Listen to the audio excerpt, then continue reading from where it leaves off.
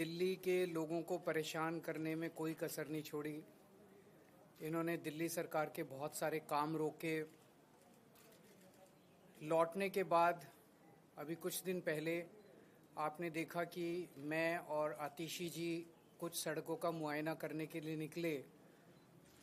लोगों की शिकायतें आ रही थी कि उनके एरिया की सड़कें ख़राब हो गई हैं। इन्होंने नॉर्मल सड़कों का मेंटेनेंस जो होता है, रूटीन मेंटेनेंस, वो भी इन लोगों ने बंद करा दिया था। तो हमने देखा कि सड़कों की हालत अच्छी नहीं थी। तब मैंने आतिशी जी से निवेदन किया था कि विधायकों के साथ और मंत्रियों के साथ सड़कों पे उतर के दिल्ली की सारी जो पीडब्ल्यूडी की सड़कें हैं उनका मुआयना किया जाए और जो जो ख़राब हैं उनको तुरंत प्रभाव से ठीक किया जाए। इस बारे में मैंने आतिशी जी को चिट्ठी भी लिखी थी। तो मुझे खुशी है कि इन लोगों ने, सारे हमारे पार्टी के विधायकों ने, लीडर्स ने और मंत्रियों ने सड़क पे उतर के रात दिन वो इंस्पेक्शन किया है और सड़कों का मुआयना किया है और कितनी ख़राब है, कौन कौन सा काम करने की ज़रूरत है, उस सारी रिपोर्ट एक बनाई है। और रिपेयर का काम भी शुरू हो गया, रिपेयर का, रिकारपेटिंग का। तो मैं आतिशी जी से कहूँगा कि एक बार आपको वो बता दें।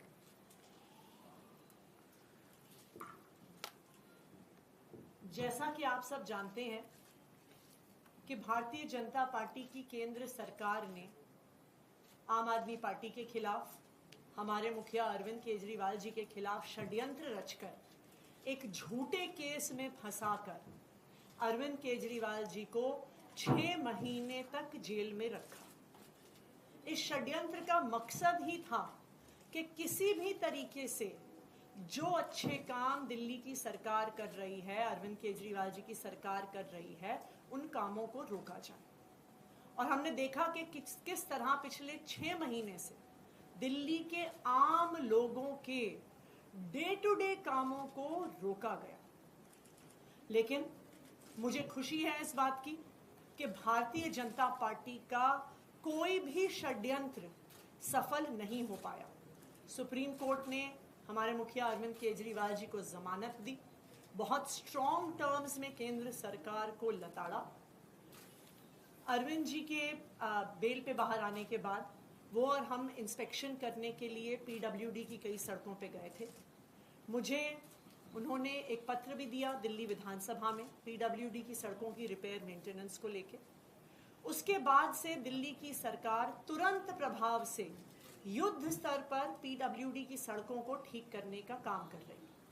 एक ऑल मिनिस्टर्स मीटिंग बुलाई गई, जिसके बाद दिल्ली सरकार के सारे मंत्री, सारे विधायकों ने, पीडब्ल्यूडी के सारे इंजीनियर्स ने 1 हफ्ते के समय में दिल्ली की सारी पीडब्ल्यूडी की सड़कों का मुआयना किया।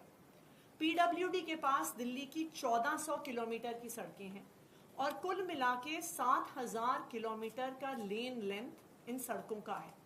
तो 1 हफ्ते के टाइम स्पैन में ये 7000 किलोमीटर की लेन लेंथ की सड़कों का इंस्पेक्शन हुआ और जो सारा डेटा है वो पीडब्ल्यूडी की ऐप पे लोड किया गया। तो प्रॉपर इंस्पेक्शंस ऑनलाइन, हर पॉटहोल, हर टूटी हुई सड़क की फोटोज ली गई, उनको अपलोड किया गया।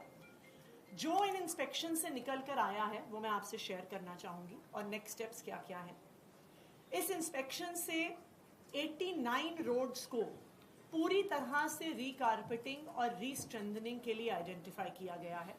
ये तकरीबन 230 किलोमीटर सड़कें हैं, 1240 किलोमीटर की लेन लेंथ है। इन 89 रोड्स में से 74 का टेंडर कर दिया गया है और आने वाले कुछ दिनों में ही इनका काम इन 74 सड़कों का शुरू हो जाएगा।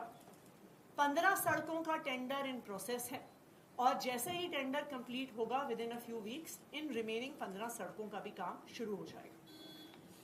कुछ ऐसी सड़कें हैं जहां पे पूरी सड़क को रिकारपेट करने की ज़रूरत नहीं है, पूरी सड़क को बनाने की ज़रूरत नहीं है। कुछ पैचेस हैं, कहीं पे 100 मीटर सड़क खराब है, कहीं पे 50 मीटर सड़क खराब है।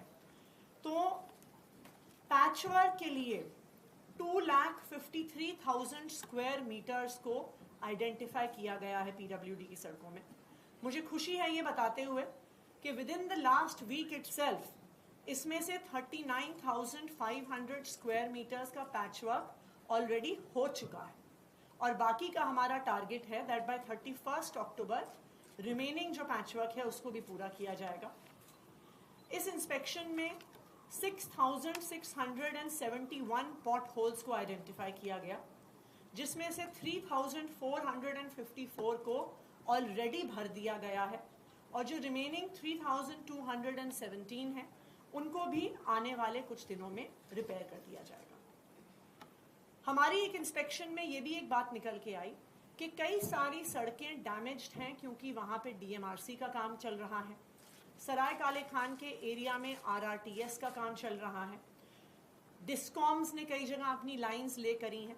तो जहाँ जहाँ पर किसी अन्य एजेंसी के काम के द्वारा की वजह से सड़कें टूटी हुई हैं, with in the next few days in सारी एजेंसीज के साथ हम पीडब्ल्यूडी की मीटिंग करवाएंगे सो दैट जहाँ पे डीएमआरसी ने रिपेयर करना है उसको भी तुरंत शुरू करवाया जाएगा, जहाँ पे आरआरटीएस ने रिपेयर करना है उसको भी तुरंत करवाया जाएगा। एक सड़क के बारे में स्पेसिफिकली मैं डिटेल शेयर करना चाहूँगी और वो है new Rohtak road. New Rohtak road जो टिकरी बॉर्डर जाती है नांगलोई मेट्रो स्टेशन से मुंडका होते हुए, वो शायद आज के दिन में दिल्ली की सबसे खराब हालत में सड़क है। उसका रीज़न ये है कि न्यू रोहतक रोड के इंटीरियर में बहुत सारी अनऑथराइज्ड कॉलोनीज भी हैं, वहाँ पे पॉपुलेशन बहुत बढ़ी है। सो ओवर टाइम जो वहाँ से पानी निकल कर आता है उसको अकोमोडेट करने के लिए न्यू रोहतक रोड का जो ड्रेन है उसकी कैपेसिटी कम पड़ रही है। दूसरा, इस साल मॉनसून में तकरीबन नॉर्मल से 2 गुना बारिश हुई है। नॉर्मली मॉनसून में दिल्ली में 600 mm बारिश होती है, इस बार 1000 mm से भी ज़्यादा बारिश हुई। तो इसको ध्यान में रखते हुए न्यू रोहतक रोड पे एक नया ड्रेन पीडब्ल्यूडी द्वारा बनाया जा रहा है। ये ड्रेन नांगलोई मेट्रो स्टेशन से टिकरी बॉर्डर तक होगा। ये 2 पार्ट्स में होगा। नांगलोई मेट्रो स्टेशन से ड्रेन का एक हिस्सा हिरनकुदना ड्रेन में जाएगा और दूसरी तरफ से टिकरी बॉर्डर से ड्रेन का दूसरा हिस्सा भी हिरनकुदना ड्रेन में आएगा। ये एक लॉन्ग टर्म सोल्यूशन है कि आने वाले समय में न्यू रोहतक रोड पे पानी ना आए और उसकी वजह से सड़क खराब ना हो। इसके लिए 183 करोड़ रुपीस का सैंक्शन पीडब्ल्यूडी ने दिया है फ्राइडे को एक एक्सपेंडिचर फाइनेंस कमेटी की मीटिंग में। तो 4 हफ्ते के अंदर अंदर इस ड्रेन पर भी काम शुरू हो जाएगा and in parallel new Rohtak road की भी रीलेइंग का काम, जहां जहां गड्ढे हैं, जहां पे भी पूरे पैचेस करने हैं, जहां पे कंक्रीटिंग करनी है, उसका काम होगा। अरविंद केजरीवाल जी अब जेल से बाहर आ गए हैं और उनके मार्गदर्शन में युद्ध स्तर पर दिल्ली के जो रुके हुए काम हैं वो दिल्ली सरकार द्वारा किए जा रहे हैं और आगे भी करवाए जाएंगे। सर, मैं दिल्ली के लोगों को ये आश्वस्त करना चाहता हूँ कि हमारी अब लगभग 10 साल हो गए सरकार चलाते हुए और आप लोगों ने देखा होगा कि पहले 9 साल में आपको किसी भी तरह की हमने तकलीफ़ नहीं आने दी, चाहे वो सड़कें हों, चाहे वो अस्पतालों का वो हो, बिजली हो, हर तरह की सुविधा हमने दिल्ली के लोगों को देने की कोशिश की। इनफैक्ट पूरे देश के अंदर जो सुविधाएं आज दिल्ली के लोगों को पिछले 10 साल से मिल रही हैं वो उस किस्म की सुविधाएं पूरे देश में कहीं नहीं मिल रही हैं। लेकिन पिछले 1 साल के अंदर आप देख रहे हैं कि किस तरह से एक के बाद एक मंत्रियों को जेल में डाल दिया इन्होंने, दिल्ली को ठप करने की कोशिश की, दिल्ली के काम रोकने की कोशिश की, दिल्ली सरकार को डीरेल करने की कोशिश की।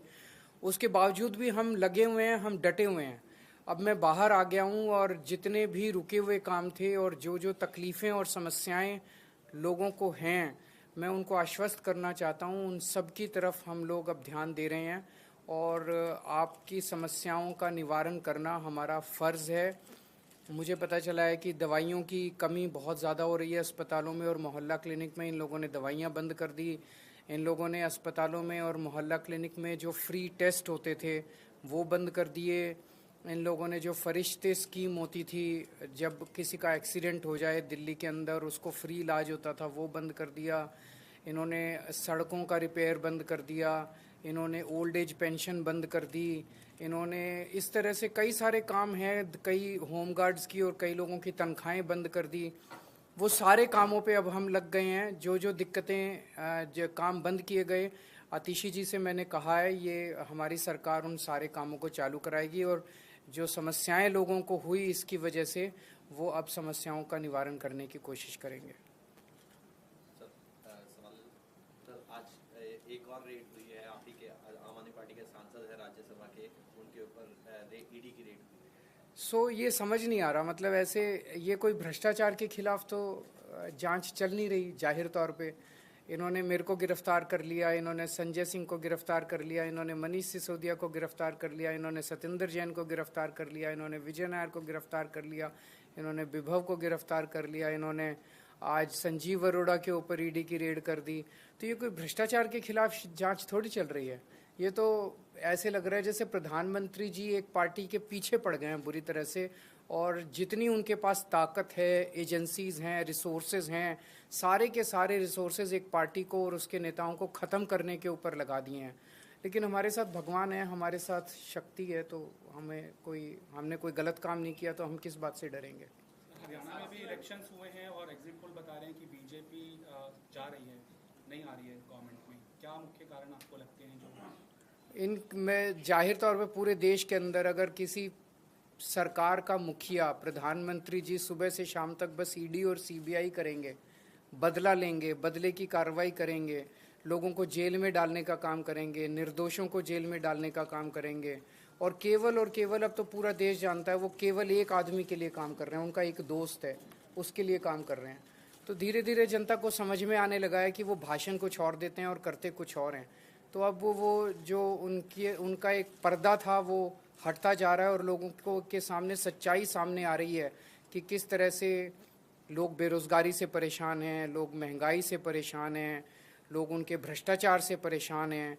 अब उनकी सच्चाई लोगों के सामने आ रही है। सर, आपने कहा कि 9 साल आपने अच्छे से काम किया, फिर 6 महीने का एक पैच आया, अब 6 महीने बाकी बचे हैं, लेकिन अब आप चुनाव जीत कर भी आएंगे तो आश्वस्त कर पाएंगे दिल्ली वालों को, क्योंकि आप जनता के बीच तो जा रहे हैं, क्या जनता के डर लगा, लेकिन क्या आश्वस्त कर पाएंगे कि आने के बाद अगर आए, जीत के आए तो फिर सारे काम होंगे? अभी भी होने चालू हो गए।